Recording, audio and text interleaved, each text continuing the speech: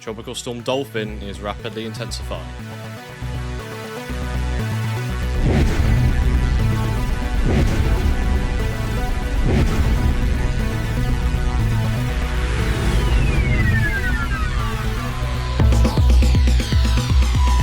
So Dolphin is now a high-end tropical storm with a position of 13.2 degrees north and 173.7 degrees east, and as you can see by the satellite imagery, it is indeed rapidly intensifying.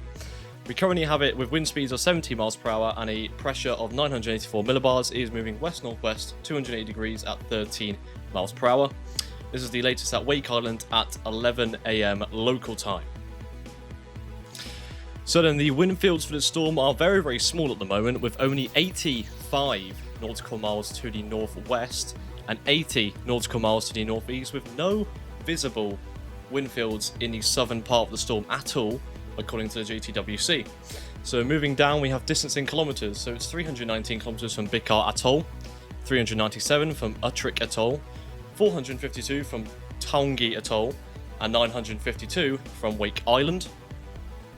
And in miles, it is 198 for Bikar Atoll, 247 from Utrik Atoll, 281 from Taongi Atoll, and 592 from Wake Island.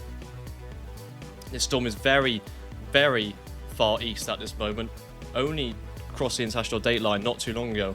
There are also no current watches or warnings effect at all at this current moment. However, the cone does, which we'll see in a minute, suggest that the storm does pass past a few islands. And there could potentially be some warnings or watches coming in place very, very soon. But at this moment, there are no current watches or warnings in place for Dolphin.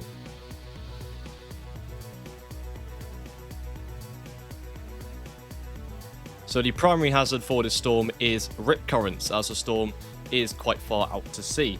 Rip currents are the primary hazard for Tropical Storm Dolphin. Local areas will not be under severe hazards due to the storm's position, but rip currents could be a threat to local ships and any marine activity in the area, so please look out if you're involved in any of that. No other hazards are in place for Tropical Storm Dolphin at this current time. So the NHC forecast cone looks like this. As you can see, it intensifies into a typhoon, then a super typhoon by Thursday, and then stays that way as it will intensify very, very strongly over the next couple of days. It's a 5-day forecast from the NHC. And the JTWC forecast cone shows a similar trend, however intensifies a lot quicker before then dropping off later on. And the path also shows Wake Island is in the outer bands of the cone there. May not be affected too much, but it is indeed inside the cone. Sea surface temperatures look like this. They are very, very favourable for the storm to intensify. As you can see, the international date line is marked with the grey line there. So it's still very, very far east. However, as it moves west-northwest, it will go into a very, very large area of orange temperatures there, which is roughly around 28 degrees Celsius. And the sea surface temperatures are incredibly favourable for the storm to develop further.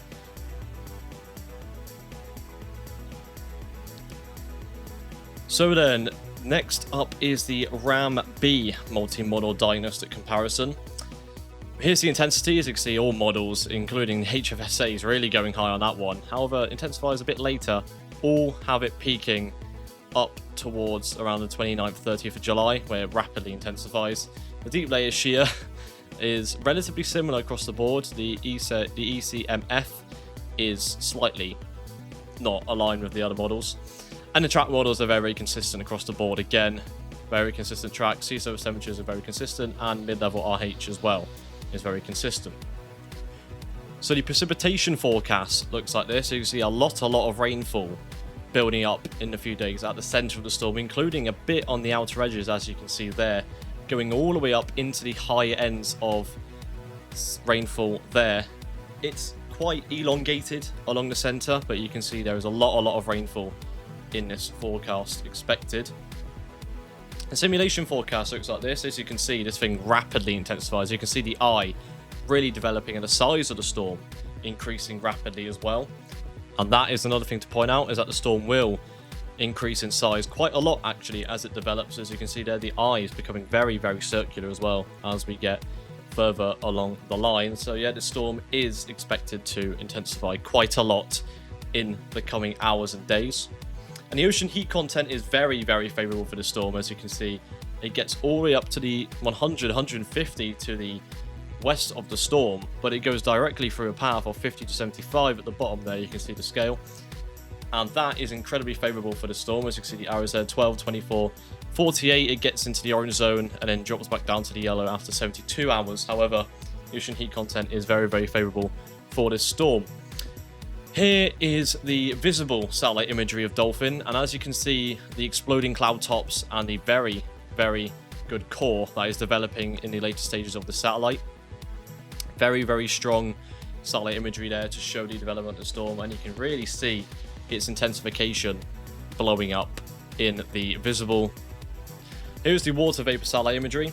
This will go through before moving on to the OTT, then the ZEHR, AVN, and of course True Color at the end. We will showcase through a few of these as the update goes on. So I will end my narration here, and we'll cycle through the satellite imagery to show the intensification of Dolphin.